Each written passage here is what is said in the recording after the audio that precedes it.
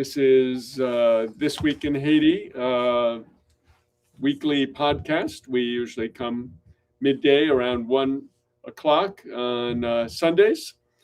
But this week we're not looking at Haiti. We're looking at the sister republic of Haiti, Venezuela, which in some ways we could say was almost founded by Haiti, with Haiti, as Bolivar got his guns and soldiers and boats and printing presses to carry out the liberation of the continent from Spanish colonialism with the help of the Haitians. And I think there's no nation in Latin America who has a closer rapport with Haiti than Venezuela. So we thought it was important today to look at the situation in Venezuela, since the winds of war are swirling around Venezuela, and we see essentially a U.S. military deployment not only against Venezuela, but against Haiti as well. And we at Haiti Liberté feel that really this deployment is all one and the same thing. It's an attack not just on Haitian sovereignty, Venezuelan sovereignty, but also, at the end of the day, against Colombian and Cuban sovereignty as well, because we think those two nations may well be caught up in the war or the military operations in the days ahead, possibly. Since September 2025, the U.S. military has conducted 28 strikes on vessels off the coast of Venezuela and Colombia, resulting in at least 104 casualties. Meanwhile, it has intercepted and stolen the contents of 3 oil tankers, the latest only this morning. There was one yesterday as well. And it is threatening to militarily attack Venezuela directly in the coming days. The U.S. government claims that these operations are part of a broader campaign targeting supposed drug trafficking and narco-terrorism linked to the Venezuelan government, although absolutely no proof of this has been submitted. Today, we are pleased to welcome William Camacaro, a longtime Venezuelan activist in New York and founder of the Alberto Lovera Bolivarian Circle and the Venezuela Solidarity Network, and he is currently the acting director of the Council on Hemispheric Affairs, or COHA. So, William, maybe you'd like to give us an overview, your overview of the situation with respect to Venezuela today, or in the Caribbean generally. Well, thank you very much for inviting me, Ken. And this is Joseph Mullen, the host of this podcast. Okay, thank you very much. Basically, yes, what's going on right now is an open, hostile of a new, renovated uh, colonialist mentality in the hemisphere. When Donald Trump just a few days ago said that that's our oil, they rob that they rob. There would apparently Venezuelan people rob United States.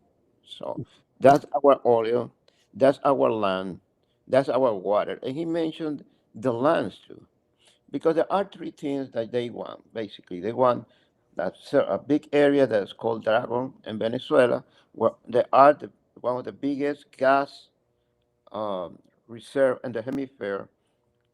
They want also the rare earth. Venezuela has a huge amount of rare earth.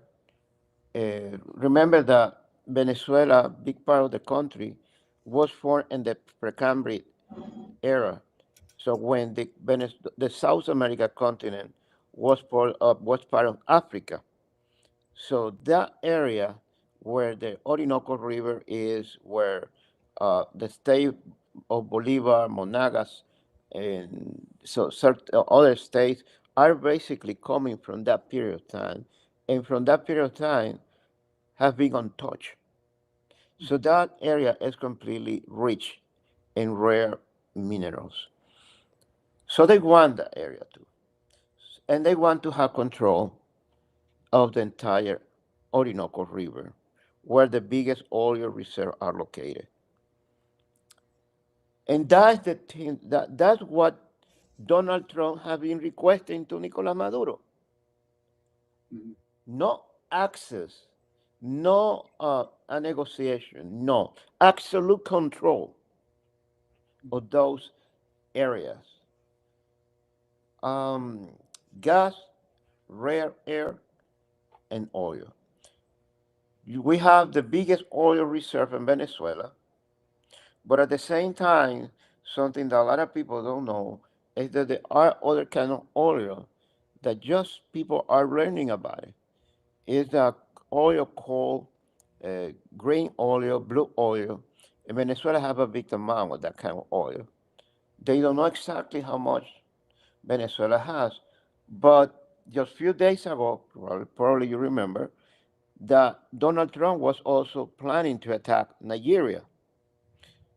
I don't know if it was Nigeria, it was an African country, an oil-rich African country that also have that strange kind of oil. And can you explain what this blue or green oil is, or how Oh, it's that's very different from extremely important because it could be used for um, missiles, supersonic missiles. Could be used also for uh, spaceships, and could be used also as a gasoline. And it's no the contamination that produces very very low. So it's very environmentally friendly.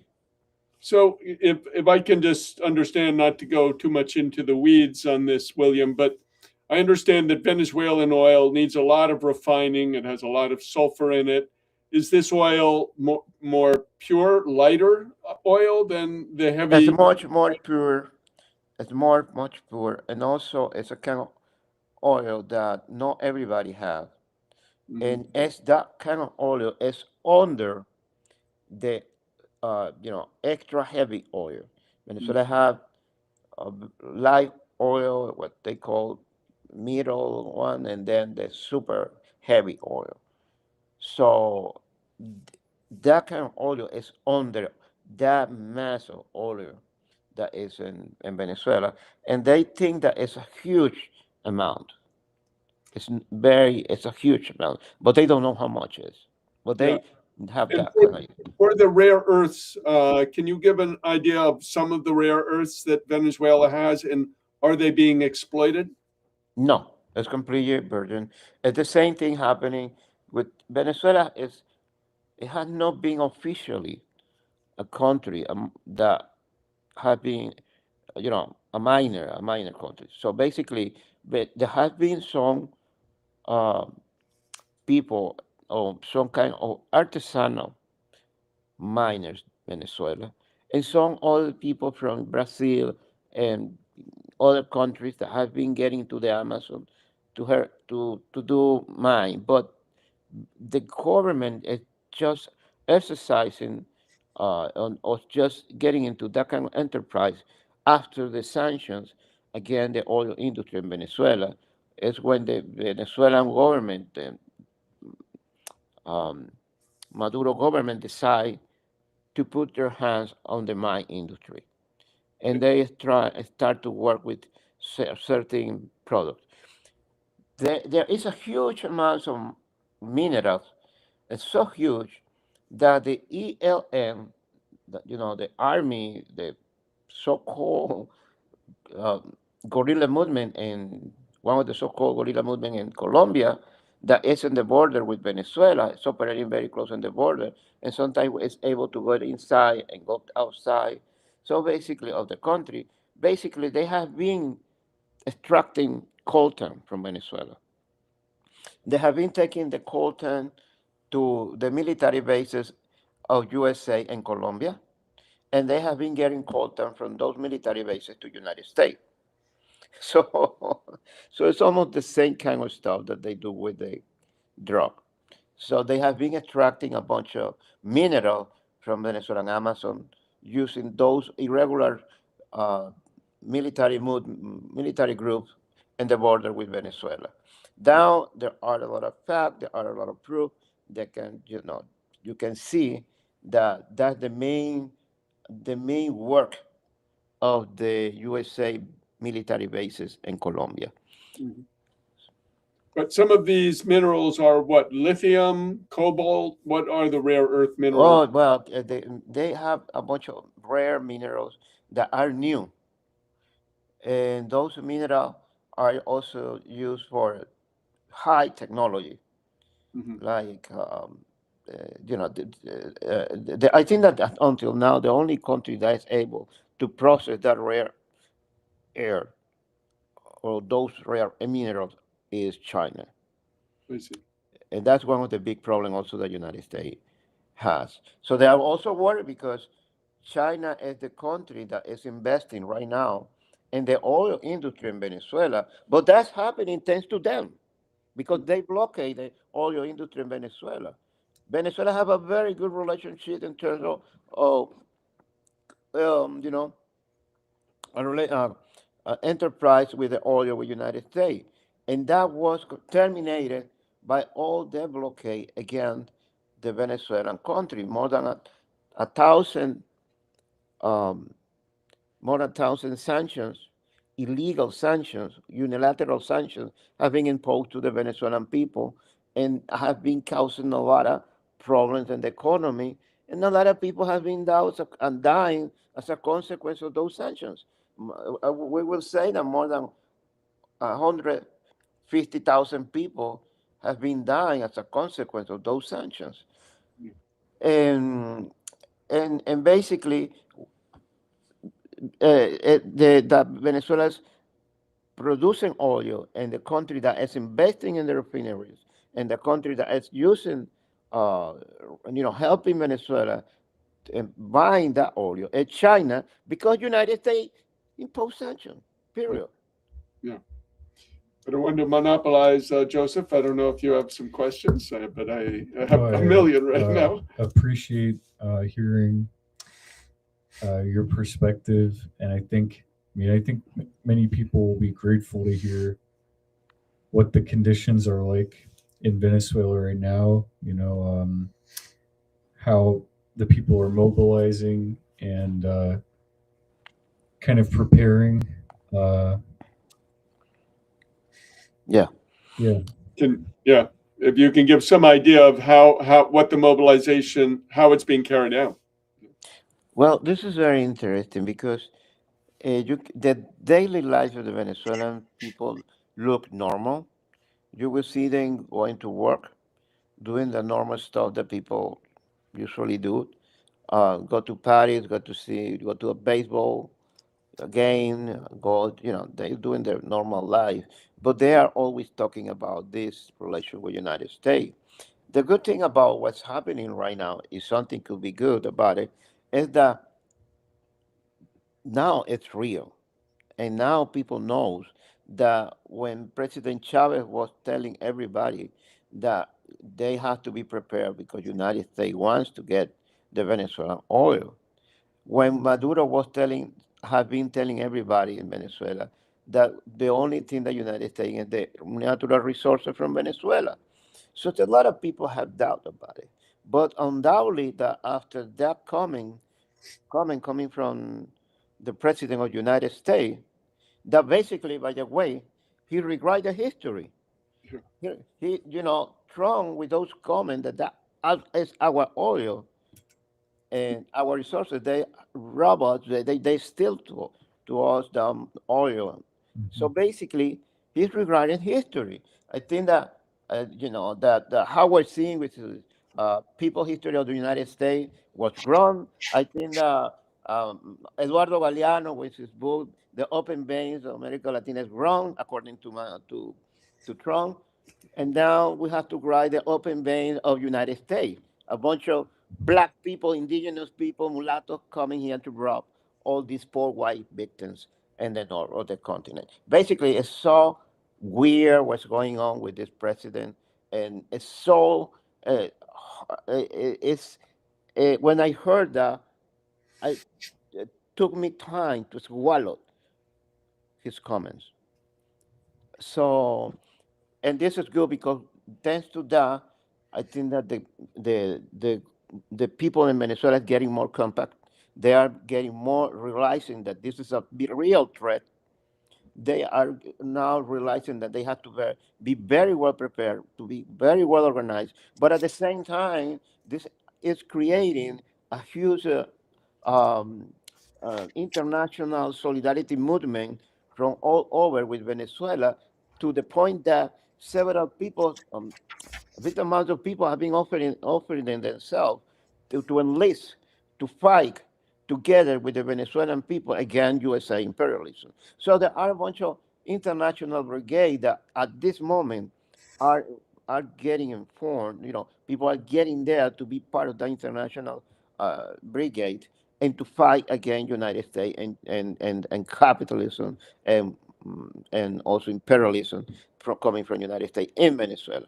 So thanks to that, we can say, okay, the region, there are so many presidents now that are in the left in South America, in the right, coming from the right. But the reality is in the grassroots movement, in terms of the people in every country, there is a huge solidarity and now understanding of what really is facing Venezuela right now. Venezuela right now is in the front line fighting against imperialism in the continent. And President Maduro also asked the Colombians to join with his army. What's been the response on that? Well, he said that because in the moment, Petro was the first one to mention. Petro said that if this continued, Petro said maybe we should join to the Venezuelan people because we are the same people. That's what he said. We were the same nation and we had the same father. So that's what he said. And then in response, that Maduro comment. Now, they are attacking now. They are attacking Gustavo Petro, the president Gustavo Petro in Colombia too. But that's because Petro have two clear positions that are challenge United States corporate interests in the entire globe. That is his position in support of Palestinian people, condemning the genocide in Gaza, and also his position in saying when he said that he will not allow United States to use Colombia to attack Venezuela. So for those two things, they are attacking right now uh, President Gustavo Petro. And what effect has the clarity of the U.S. position? And I think I should just read for the listeners and viewers who might not have heard them, the two statements. The first I'll take from Stephen Miller, the White House Deputy Chief of Staff for Policy and Homeland Security, who is some kind of brain trust behind Trump, seems to be one of the most influential advisors of Trump. And he said, American sweat, ingenuity, and toil created the oil industry in Venezuela. Its tyrannical expropriation was the largest recorded theft of American wealth and property. These pillaged assets were then used to fund terrorism and flood our streets with killers, mercenaries, and drugs. Stephen Miller there. And Donald Trump, taking a page from that, said shortly thereafter, Venezuela is completely surrounded by the largest armada ever assembled in the history of South America. It will only get bigger, and shock to them will be like nothing they have ever seen before.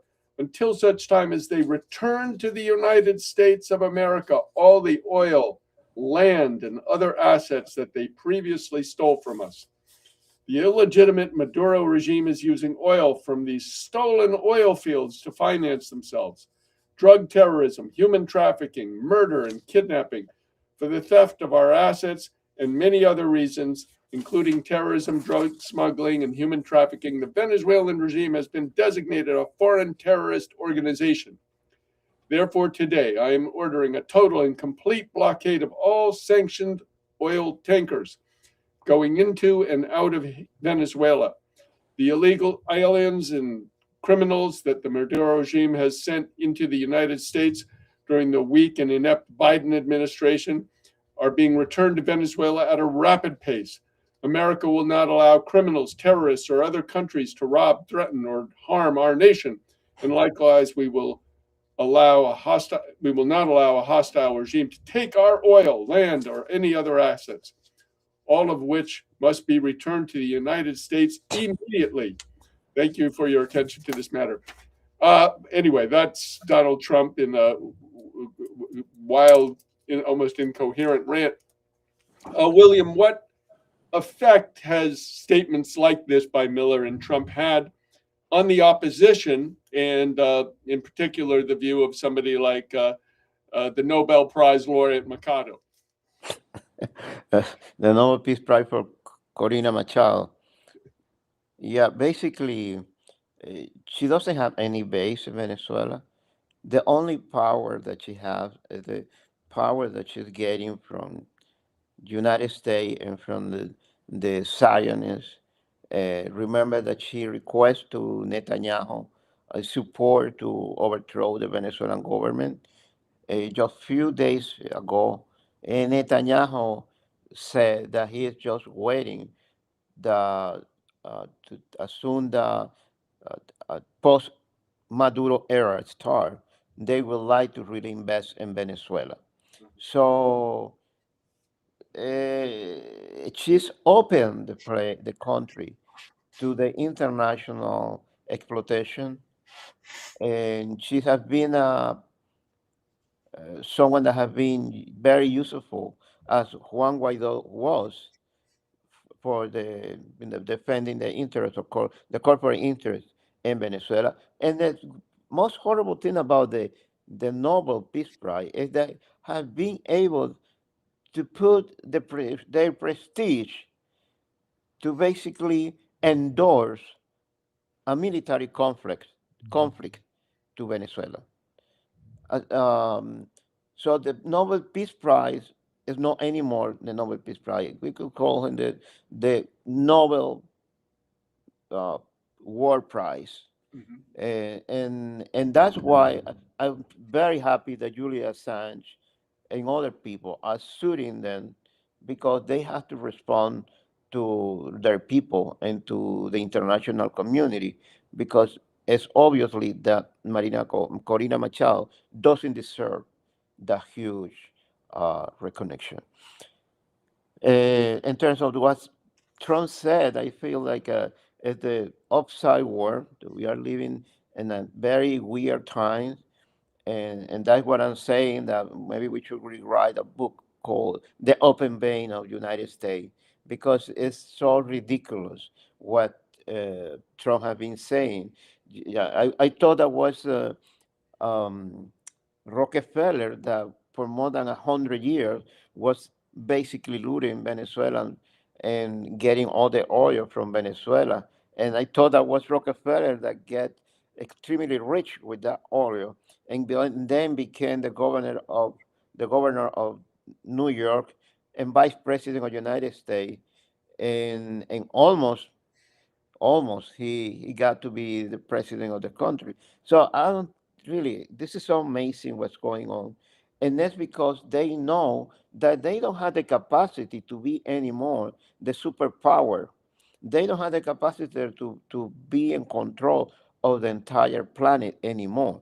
They have, and they have this continent right now is in dispute by China and also Russia and by other nations that are getting in a much better position and establishing much better economic relation than United States. These people in power in United States, they have to recognize that they have been exploiting and looting the entire planet, and people are tired of that. They have been looting the entire planet, and they have been basically uh, sucking all the resources, and now they are basically looting their own people here in United States. When this president said that when this president cut the Social Security, it's basically getting money from the pocket of every USA citizen that has been paid taxes in United States. So it's completely unfair. They these people are extremely greedy, and they don't have any control. So, and at this moment, what's going on is that they want to maintain at least control of this continent to be able to have some level in the international arena, and to be able to be at the same level that China, or to have certain level with China and Russia and other countries. But the reality is that this country is completely undead, because they have been the the the basically the destruction of this country started the same day that the Soviet Union collapsed. Because as soon as the Soviet Union collapsed, the only issue and the only thing that this country has been doing is organizing wars against the Middle East and in the Middle East, and spending trillions and trillions of dollars, and they have not been investing anything, any money in this country. So yeah, we are facing a very rough time, very tough time. I feel like they want to maintain their presence, and they want to control the entire continent. Remember that Laura Richardson, the former uh, president or director, whatever of the Southcom, she basically visited all the countries in South America for 3 years, she was visiting every single country. She was basically updating every single military base, and she was opening other military bases in the continent, because they knew that this moment was coming soon, and they want to basically organize a similar plan that was organized during the 70s, the Condor Plan, to maintain control of South America. I want to ask um, how you found the efforts of organizing solidarity for Venezuela, particularly here in the United States. We hear a lot of, even unfortunately on the left, a lot of there's solidarity, but at the same time, there's always been this kind of, for example, with the Democratic Socialists of America, they will talk about how their vision of socialism is that of Norway, Denmark, and not that of Venezuela, right? So I'm curious how the solidarity efforts, how to get people conscious of this, that there is a lot of outcry, there is a lot of protest, and people don't want a war. But on the other hand, um, Americans are sort of feeling this pressure. And when it comes to wars for oil, right, we've had their intervention in Iraq, um, and many others. So there's kind of a solidarity movement and a push for the end to the hostility, but also people, the bribe that they're getting as well. Trump will take this oil and he'll use it to make your life better, and we'll use these assets, we'll take them back for America, right? So how do you kind of cut through that propaganda? Well, I remember that years ago, well, during the Trump administration again, they tried to create, they created a group called the Lima Group, and they wanted to use the AOS and use several countries of South America to attack OAS. to attack Venezuela. Yeah, the OAS. Uh-huh, AOS. And basically, I remember that time, uh, I was feeling that Venezuela was completely alone. Um, but at this moment, I believe that because Trump has been so clumsy, and also has been very vocal about its real intention, now we know there is no human rights, there's no democracy, there's no drug, there's no narco trafficker. The Trump administration is no fighting against the narco traffic because just few weeks ago he liberated Orlando Hernandez, that is one of the biggest narco trafficker that was condemned in the USA court, and he sending him back to to South America. He's a free man now, so we know that he's not fighting against uh, the narco trafficker. We know that Venezuela is not producing drug. That most of the drug that's coming to United States is coming through the Pacific, and that the countries that produce drug are Colombia, uh, and, Ecuador, Peru, and Bolivia. Um, and basically, we know that it's not for human rights because he got a bunch of Venezuelan people here, him putting in the SECOP in El Salvador, where all the human rights were violated and they were tortured. So, but what we know, he want oil because he said that very loudly. He want rare air. He said that very loudly. So I think that he has been educating even people in the United States. I think that for the first time, the public opinion is getting more in favor of no USA intervention against Venezuela, not only because the economic situation of the country is not good, and everybody is getting impacted by the economic situation, but also because this situation that the Trump administration has been creating has been very well, have been extremely pedagogic. And so people are learning that what is the real intention behind Donald Trump. I feel that there are a lot of people now that are getting active. There are a lot of even people that we never expect to be talking against any USA intervention in Venezuela, and people from certain level in the Democratic Party, you say, "What? What's going on here?"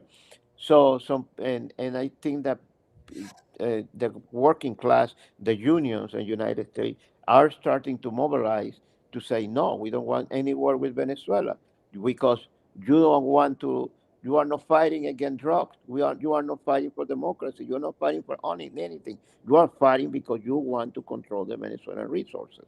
And that's the main thing here. I think that we should take advantage of this situation to educate the American people because the conditions are there and everything will be easier to explain what really is United States and what really the Trump administration is looking for in South America. Yeah, I think that's very, it's a big time opportunity to organize and to educate people. William, just to go back to the naval efforts that are being, or the naval attacks that are happening, Trump speaks about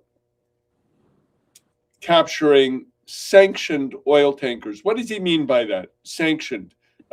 Is that talking about Iranian sanctioned, or are there sanctions on Venezuela that doesn't allow it to ship oil? What does he mean sanctioned? Well, let me tell you, we cannot believe anything that Trump said. He's a Right. No. pathological liar.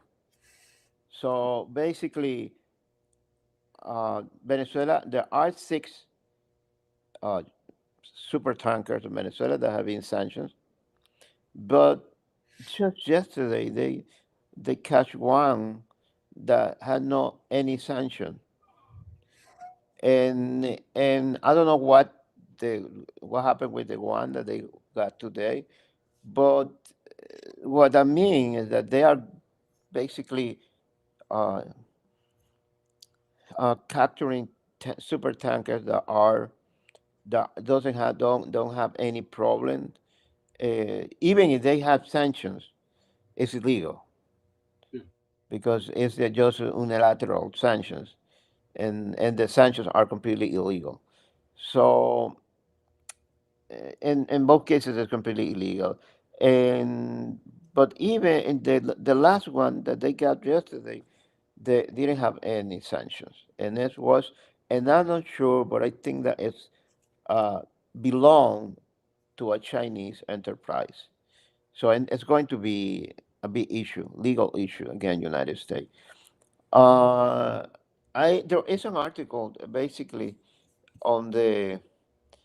I think that was that was very, for me, it was very strange to see an article called the "Welcome to the New World Disorder," and basically, what's happening in the world conflict zone that we will not have any law. That's Yeah. the kind of new proposal coming from White House. Yeah. The law of the stronger. Yeah. So more openly, because always has been like that, but now it's going to be open without any mercy against those that trying to or are fighting for a better planet. So or for justice in the planet. So it's what they are trying to do. This is a new world that where we will not have any respect for the international law. And William, there was a report that the Venezuelan Navy was accompanying some of the tankers, escorting them across the Caribbean. Is Yeah, that true? And yeah, which that's true. tankers That's are true. they escorting?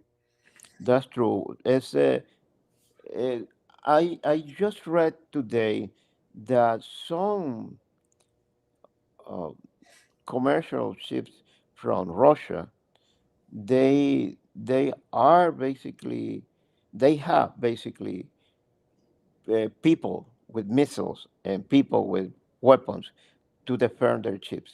So I believe that this is the kind of war that now we are going to live. We will be doing uh, business with other countries, but we will have to be very well prepared with weapons to defend our products Yeah. because that's what United States is proposing. Yeah. A new age of piracy. Exactly. Yeah. And in terms of the preparations along the border of Venezuela, say, for instance, in the Amazon, and particularly with countries where Venezuela has had some difficulties, like Guyana, what sort of preparations are being made there? Well, something very important is that in the case of the Amazon and areas that are very populated by indigenous people, they are already part of the militias. It's a big amount of them working for the militias and working for the Venezuelan army. Also, they have been investing a lot of resources in those communities that are on the border just to be ready to respond and to fight back. And they are putting in those areas groups like those international um, brigades. So Yeah. they are designated some brigades to certain areas to work with the indigenous people, to work with the certain people in the East Coast, and because in areas that are not too populated. Yes, and and this is going to be a huge conflict because they when they attacked just today, not yesterday, was the anniversary of United States invasion to Panama, the 36th anniversary, Right. and they used 25,000 soldiers. So Venezuela, 2,500, I think it was. Was it 25,000 or 2,500? 25,000. 25,000. So and now basically they have maybe similar number. We can say, well, the technology is very advanced. They have drones, they have missiles, they have okay. But the reality is that Venezuela have also certain level of that kind of technology, and also if they have to fight, if they have to get inside of the country, they will have to fight with at least with again 300,000 people that will be in weapons, fighting, defending the homeland. This And is I the said Army. 300,000 because, yes, regular, you can say there are almost, let's say, 150,000 people from the army, very well trained. But you can say that there are huge amounts of people that are from the militias. And there are big amounts of people that are coming from so many places that want to be fight against United States and Venezuela.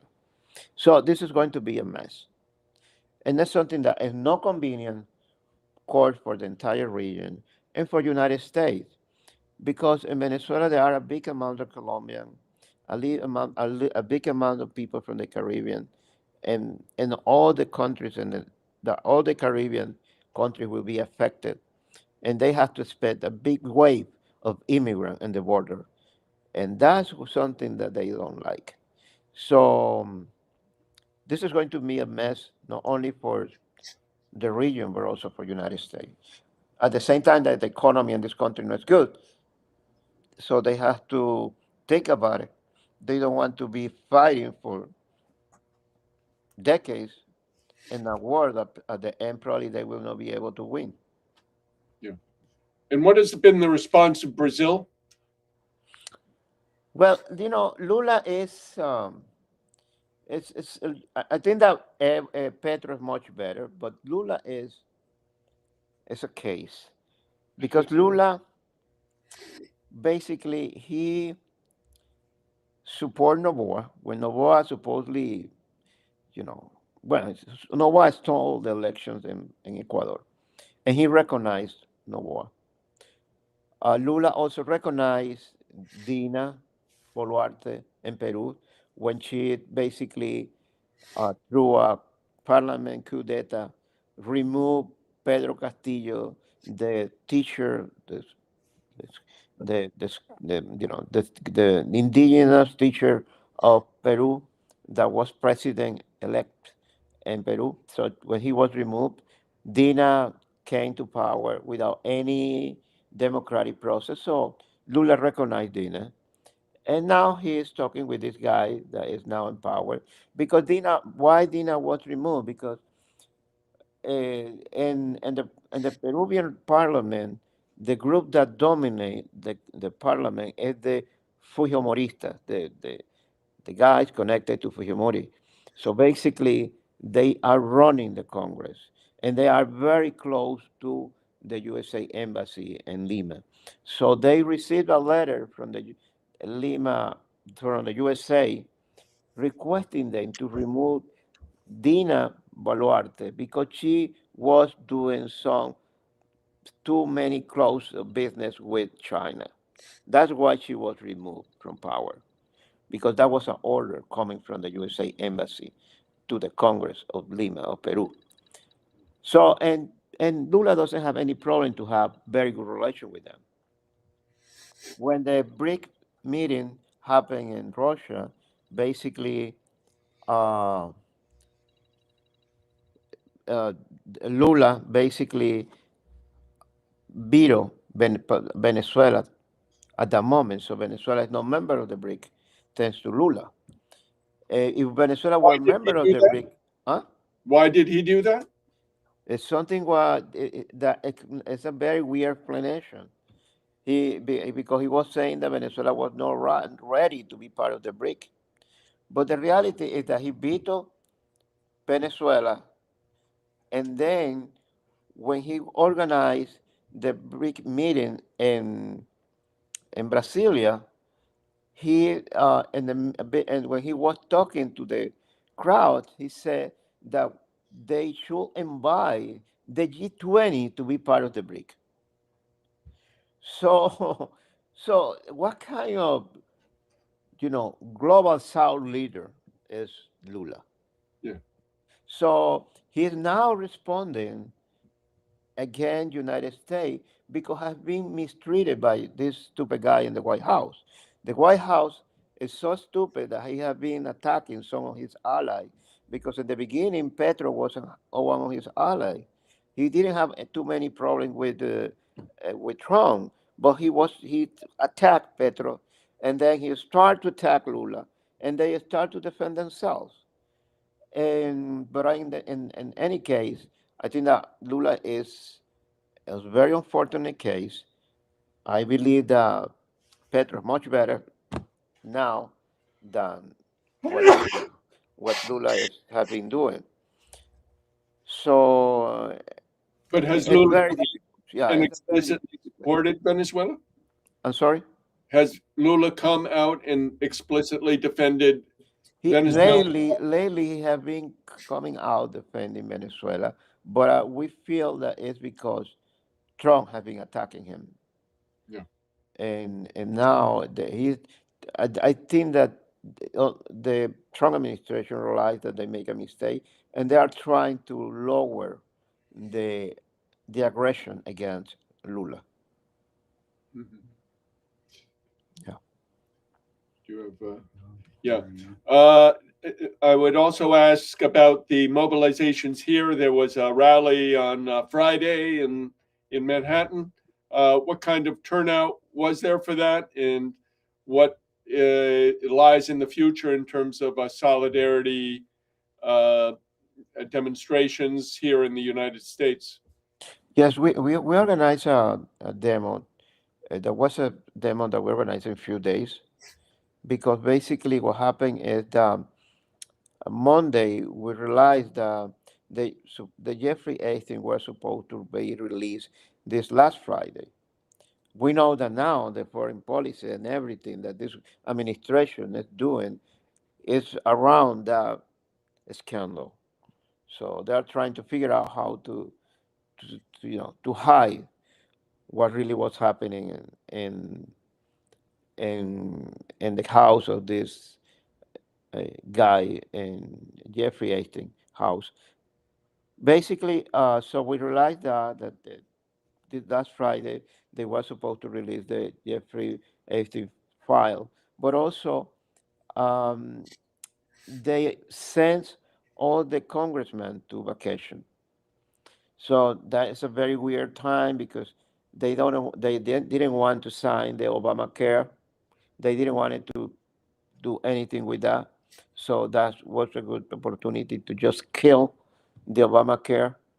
But also, it's a big opportunity for them to open a big space of time without any people in the Congress from now to maybe January 10, that they could organize several attacks against Venezuela, or they could prepare something big against Venezuela.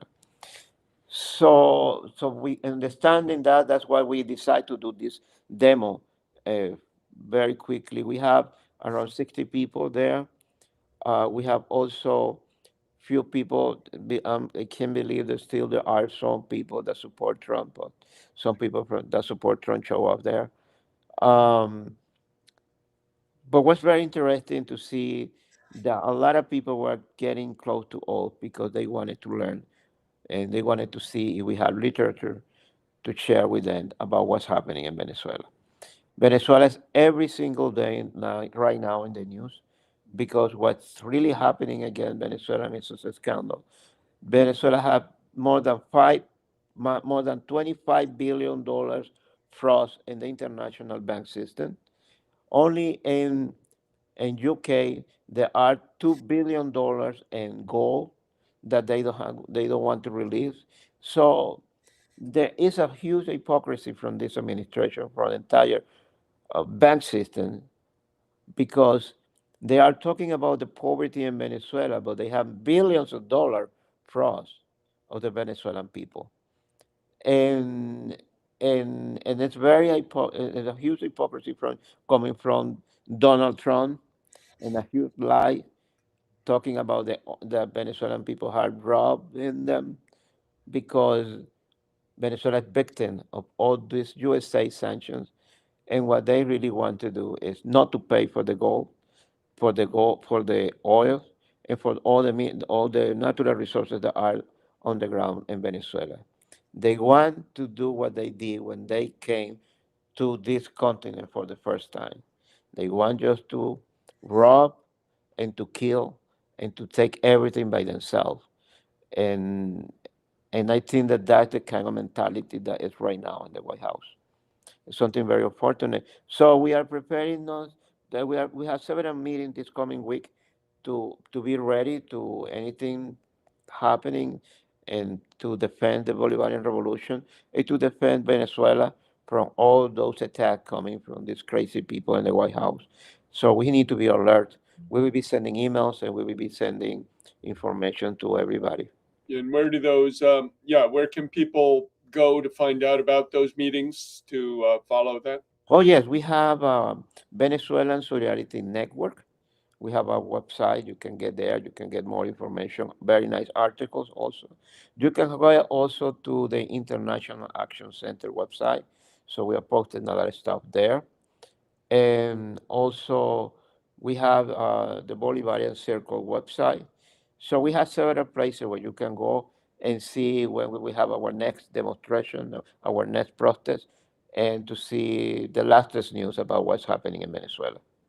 One thing I wanted before we finish with you, William, is the Trump administration has designated the government as a terrorist organization.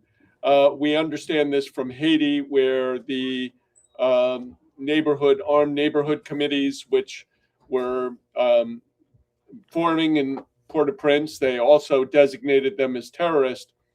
And this seems to be a way to end run to get around the fact that the Congress is the one supposed to declare war, because under the Patriot Act enacted after 2001, the president can engage or deploy military forces against terrorists.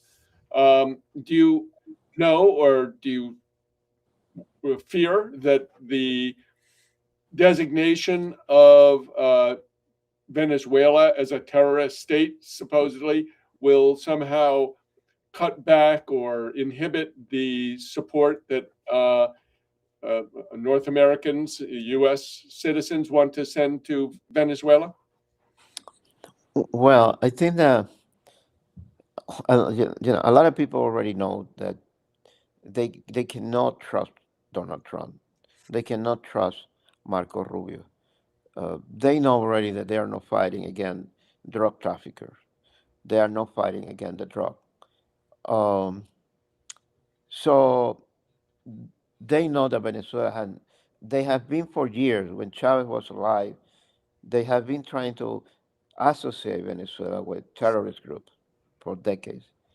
So, but I feel that they have been failing, and I feel that this time people are more clear about the intentions of what this administration really wants, and they are very clear because I'm not telling you that because Venezuela is telling, not because Maduro has been telling that, no, because Donald Trump said that. Right. Donald Trump said that they want that oil, they want that air, they want that. Uh, Right. Land. So that's what they want. So they want their Venezuelan resources. They don't want to fight against terrorism. They don't want to fight against um, narco traffic.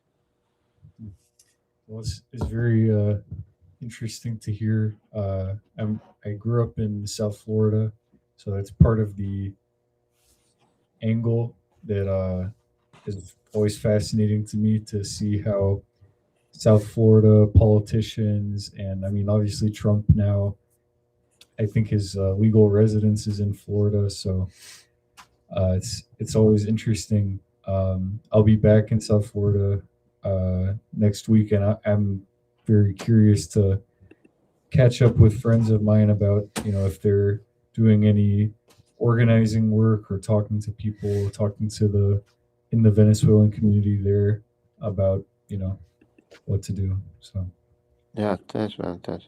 I think yes, there was a writer from Cuba that was living in Florida. He died already. For maybe he was living in Miami for 35 years, and he used to say, "It's incredible that I have been living in Miami so many decades, and I cannot publish my articles in Miami, and I had to publish my articles in New York City because here people are acting like crazy. And he said, This is not a state of United States. This is the country of Florida." William, how do people find you, contact you, reach out to you if they see this interview and want to reach you? Oh yes, you can send an email to CB. That's a little complicated. Let me see.